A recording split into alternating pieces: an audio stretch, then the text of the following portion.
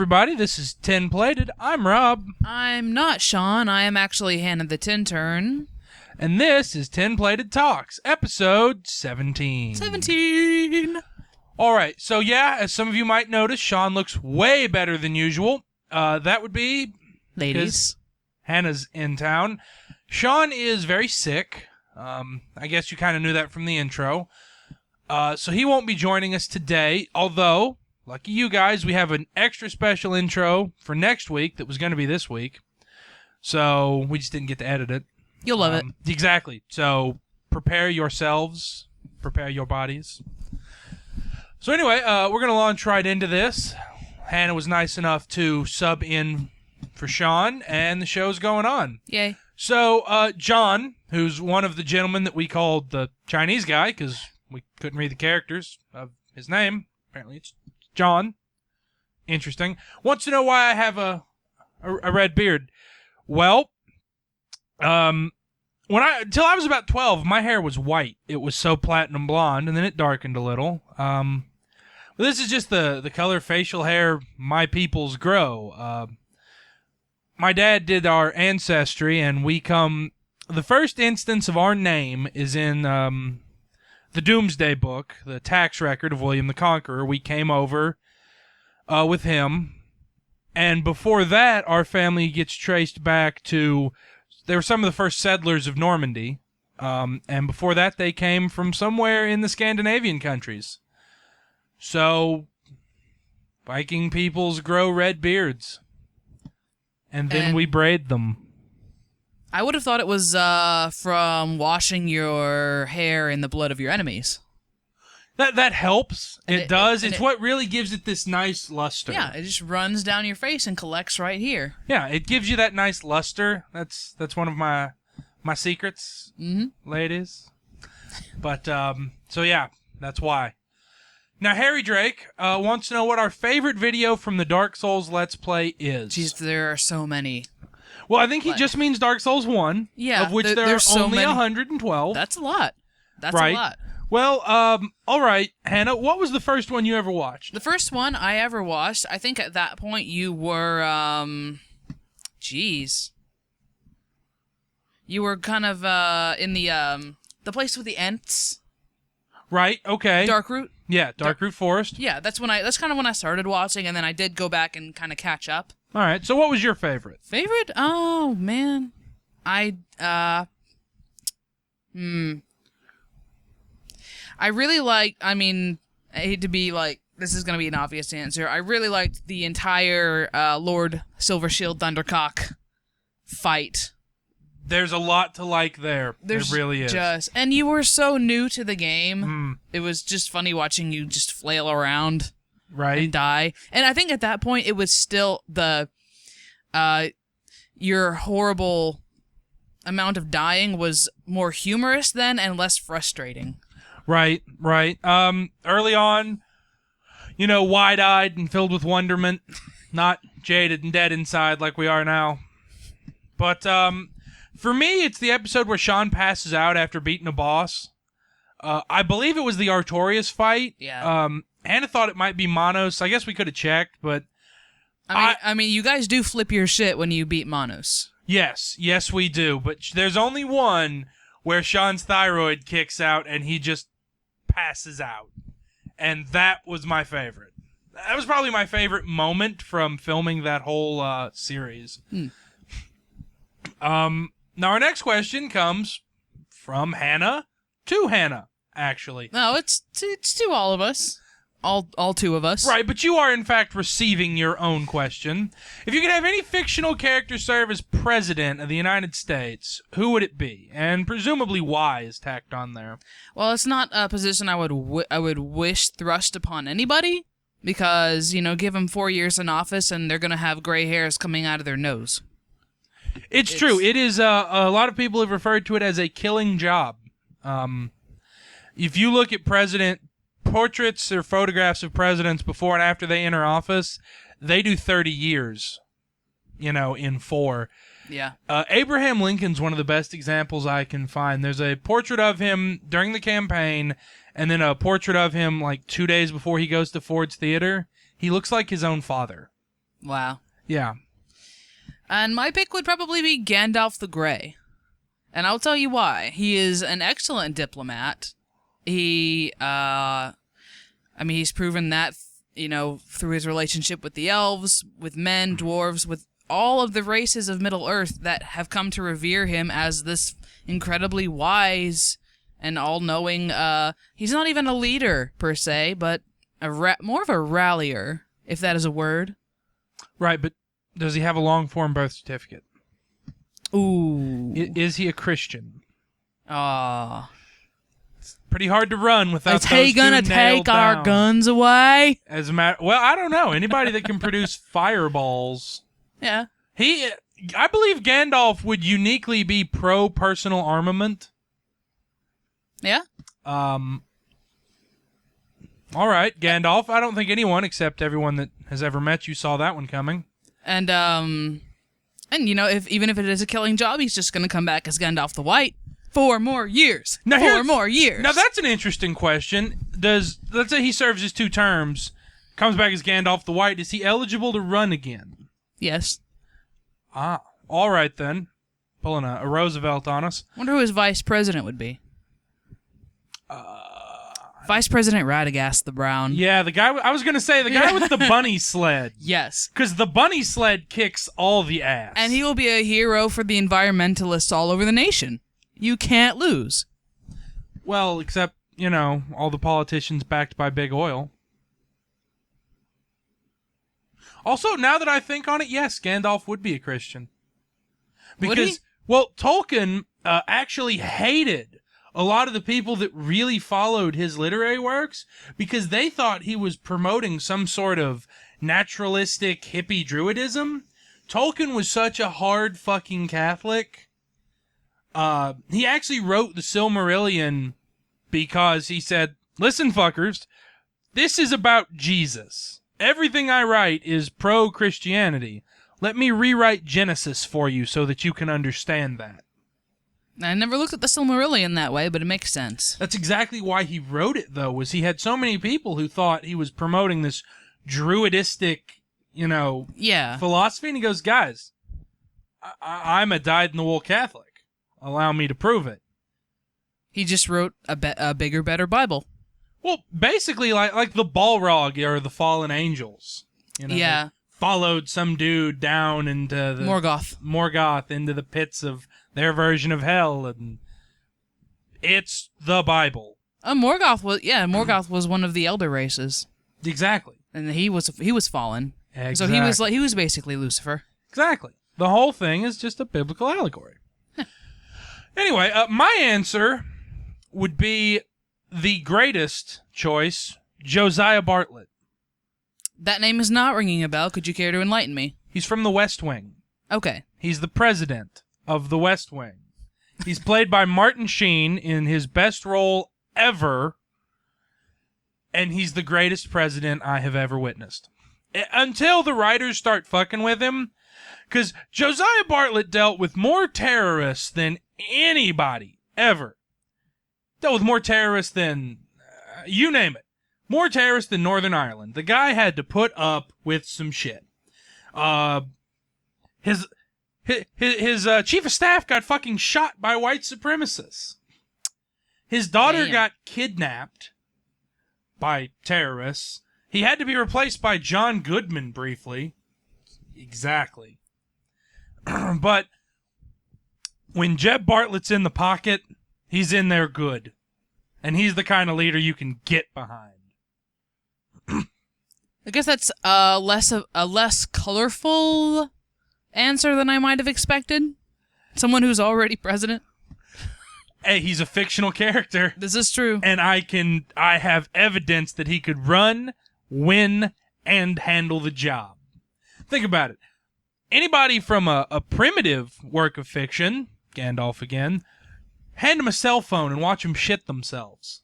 Demon box! And then blow it up.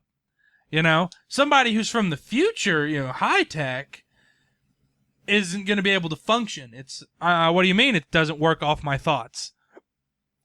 My assumption I have to type? My assumption is that Gandalf has just been alive this whole time. He's not magically teleported from the medieval Middle Earth. He's been alive this whole time. Then he's most certainly not a citizen. You don't know that. He wasn't born here. Neither was George Washington. No, and we made those rules, and now they apply. You can't, ex post facto is illegal. It means after the fact, you can't do something and then I pass a law and then arrest you for doing it before I pass the law.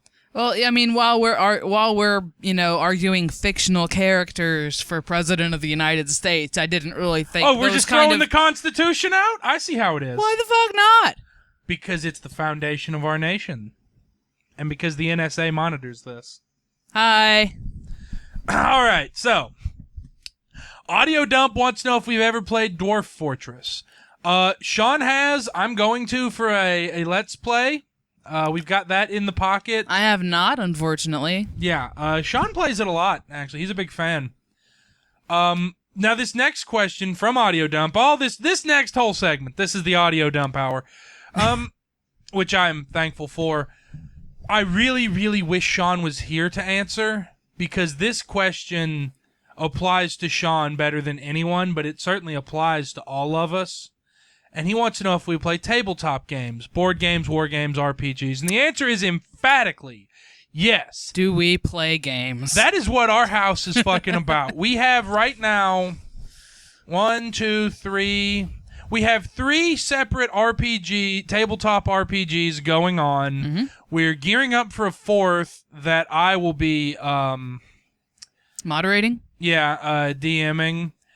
I have played board games my entire life. War games also. If you have not played board games, then I feel sorry for your life, honestly. Exactly, yeah. A big part of my circle of friends is we get together and drink beer and play board games, because I've got a buddy who has so many fucking board games. It's like his thing. He's also a writer. His name's Jeff Hewitt. You guys should check out his work. He's very talented.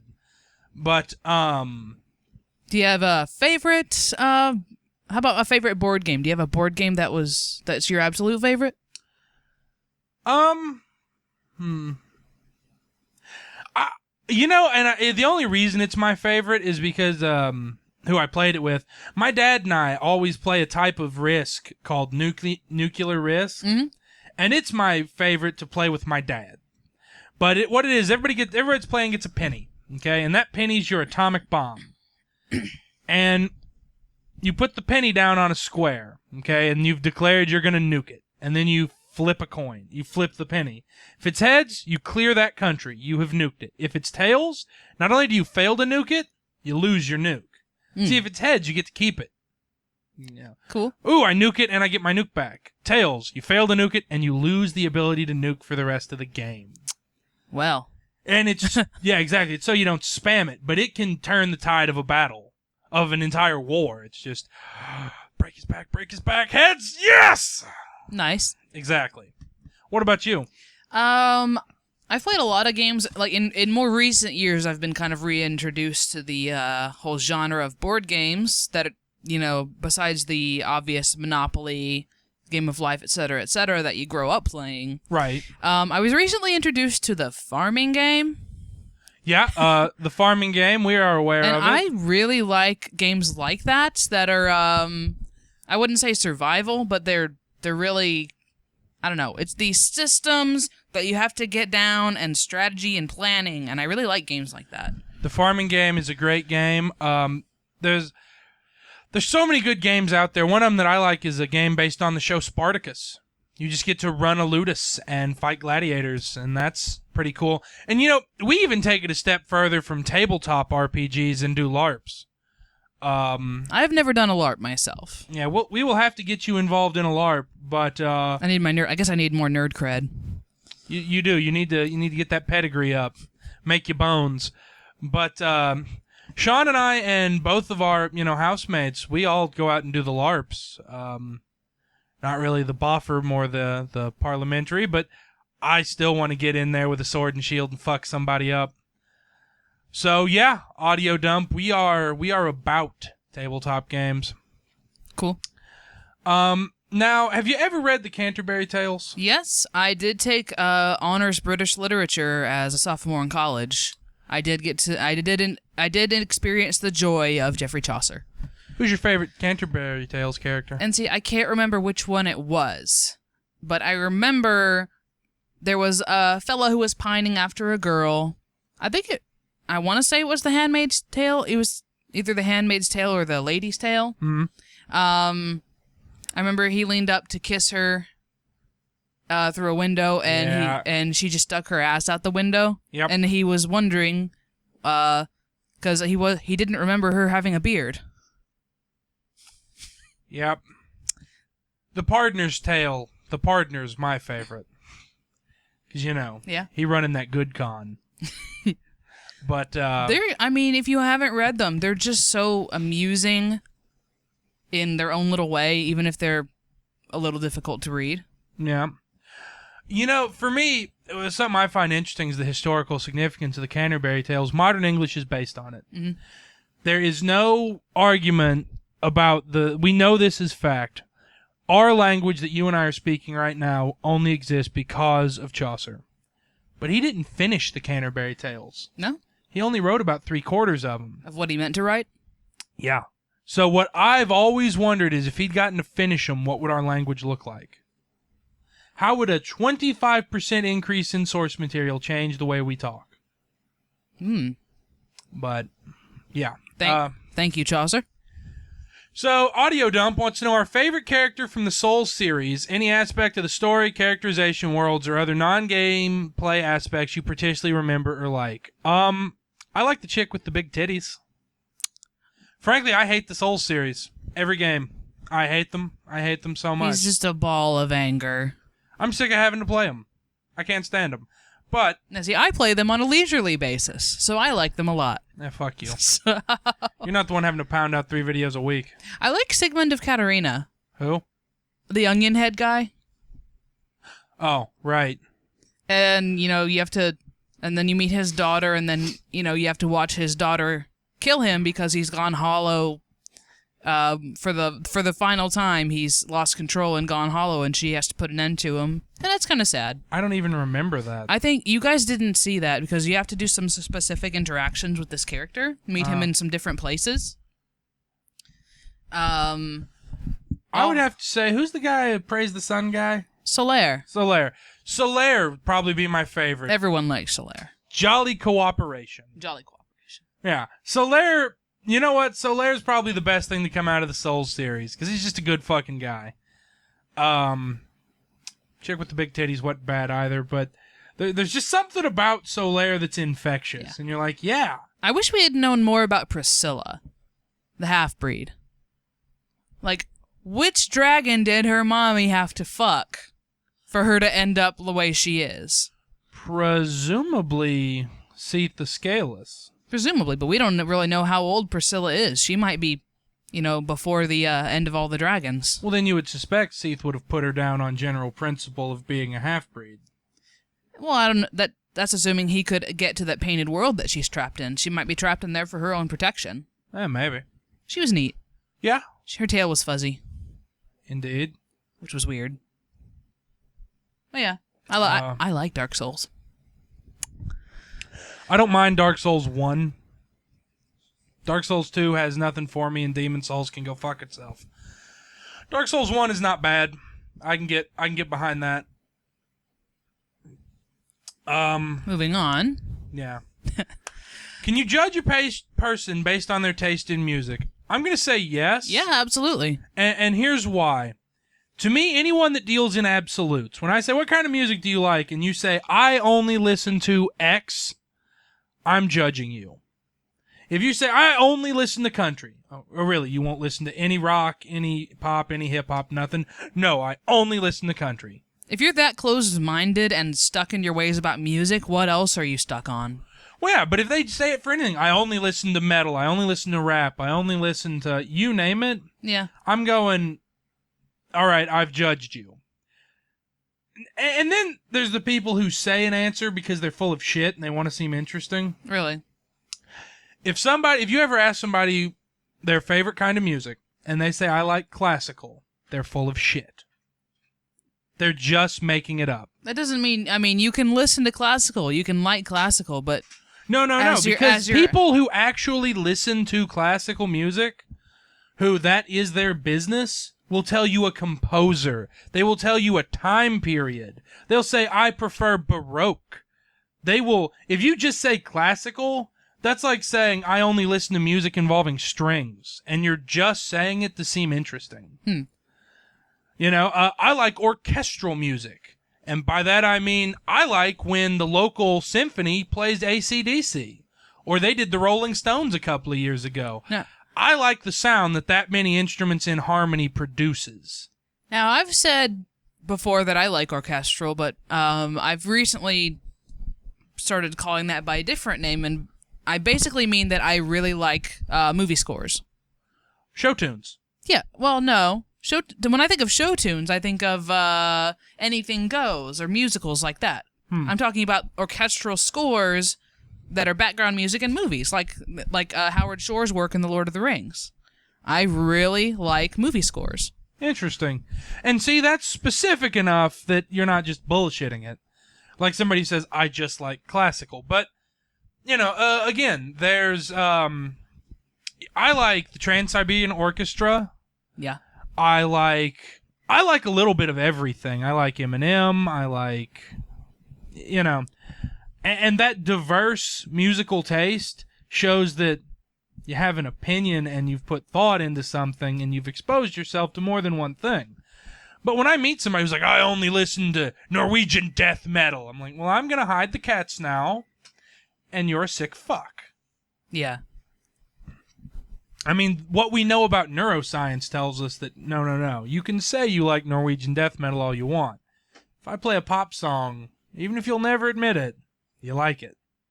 Our brains like easily predictable tunes. It's the reason really popular songs tend to have a repetitive nature. Yeah. That's probably the human brain fucking loves it.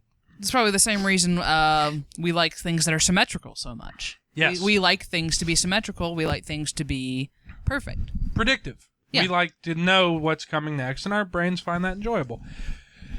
But yeah, I would say anybody that pigeonholes themselves into one type of music and rules out all the rest, it's kind of sad. I judge them. It's sad. All right.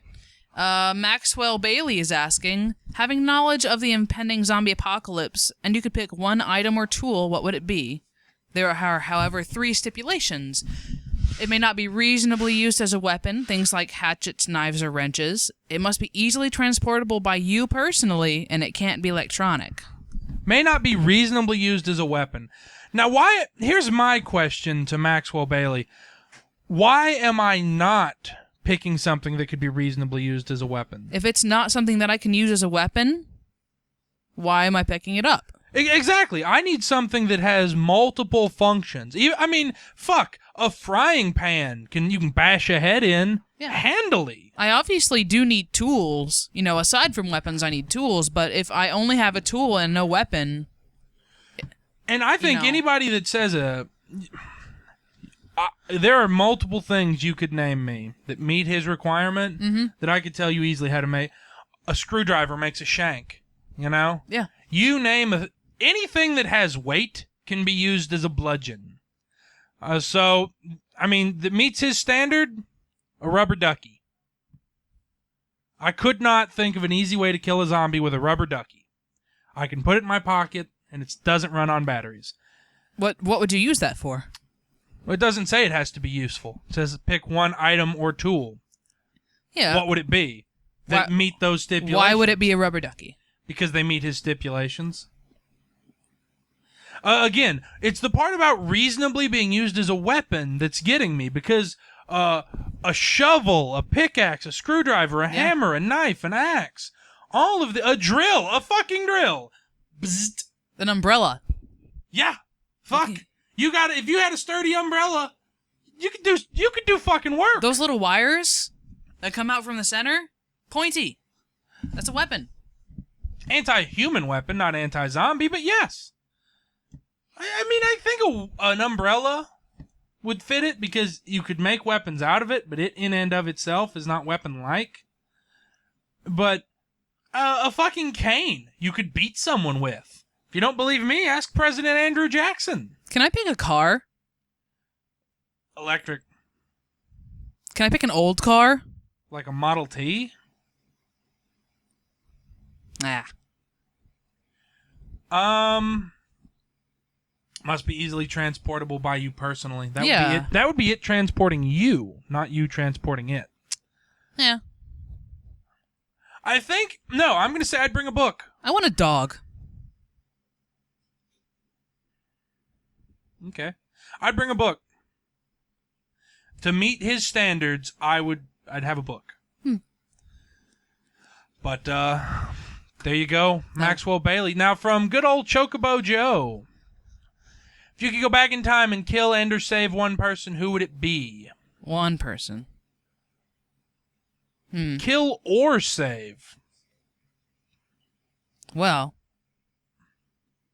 I'd kill Karl Marx. You would kill Karl Marx. In the fucking cradle. Okay. Why is this? No Soviet Union.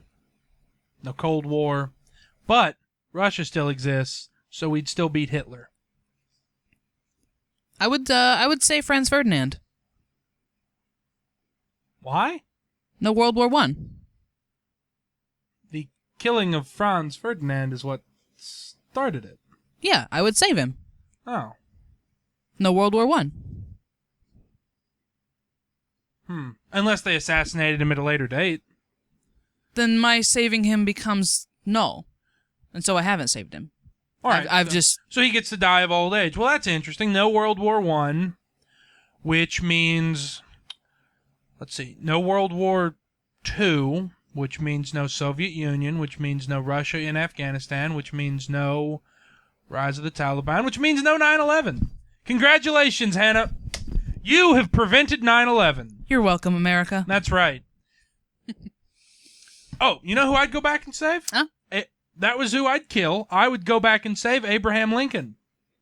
I can see that. Because that would make the reintegration of the southern states much more gentle than it was. Therefore, there wouldn't have been all the racial animosity brought about by the occupation or reconstruction of the South, and everybody has a happier life. Yeah.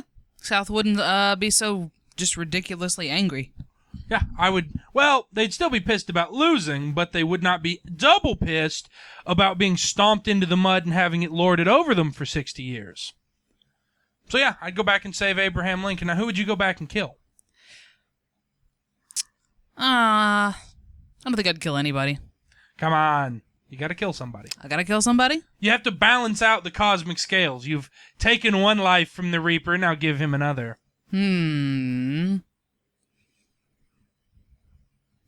Gosh darn it. Who assassinated Julius Caesar? Well, Brutus, et tu Brute, is the guy that put the first knife in him, but the entire fucking Senate. Hey, come on, you got... Think about your heavy hitters. Mao Zedong, Genghis Khan. I'm trying to think of somebody who... The bitch that wrote Twilight! Someone who killing them wouldn't just... someone wouldn't just spring up and take their place. Like friggin' Hydra. Well, the thing you have to remember is that it's not...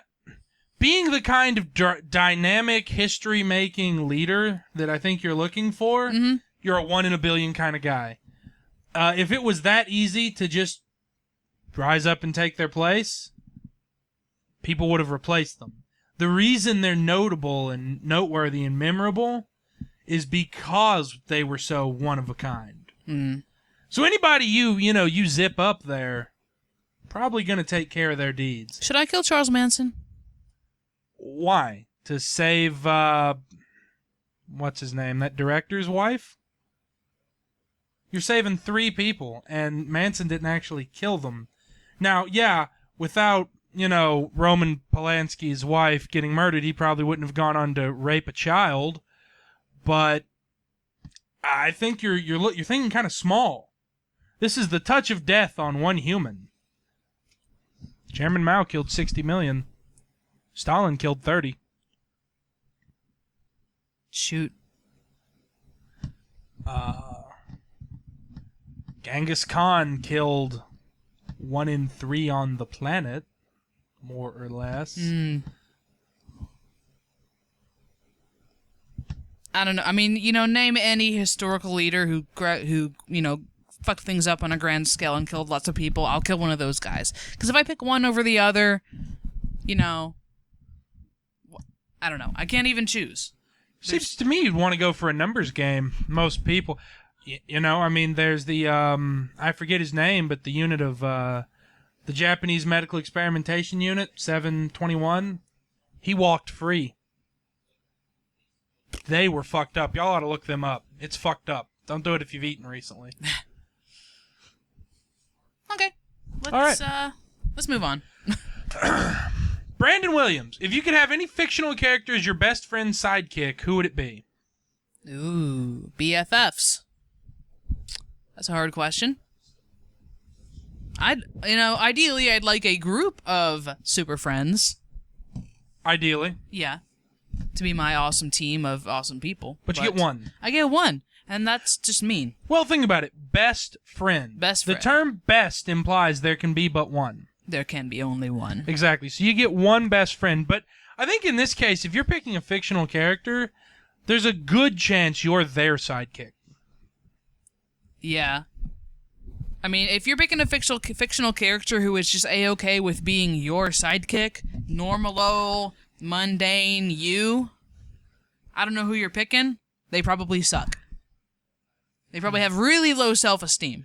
Well, I don't know. What if you picked somebody who was just an awesome person, but not exceptional? Like, they're nice, they're happy, they're smart, they're talented, but they're not a superhero or something. They're just a good around person that you really like. Like if you picked Archie from Archie Comics. Yeah. Doesn't have to be they don't have to be a superhero or any such thing. Exactly. Or Hobbs. You can have Hobbs. Yeah. Well, what's your choice? Locke Lamora. I would want him to be my best friend. Now, I haven't read that series. The Lies of Locke Lamora? No. You should. If I had it in paper, I'd let you borrow it. It's only on digital. But, smart, talented, type A kind of guy. Mm-hmm. Loyal. I would take Locke Lamora. On the spot, I wouldn't mind having Data from Star Trek The Next Generation. Let me tell you, he'd make a hell of a bodyguard. Okay. He seems to like cats. Now let me ask you, do you find yourself beset on all sides by assassins on a regular basis? No. Why do you need a bodyguard? Why not? That's not the reason I'm choosing him, though. Okay. He's just a very interesting character to me, and just, I don't know. He's likable. He's very likable, and I really can't think of anything else. That's all you need. Yeah. All it is what you'd want. Yeah. I mean, presumably they would just show up in our world and be your buddy. Yeah. Which case, Data and his intellect, that could help a lot. And he wants to make friends. I'll gladly be his friend. There you go. We can look at cats together. Good enough. All right, everybody. Well, come back next week. Like us on Facebook. Subscribe to the channel. Snapchat, Twitter, Instagram. All that good stuff. All of it. Hope you enjoyed the video. And we'll catch you next time. All right. Bye. Bye.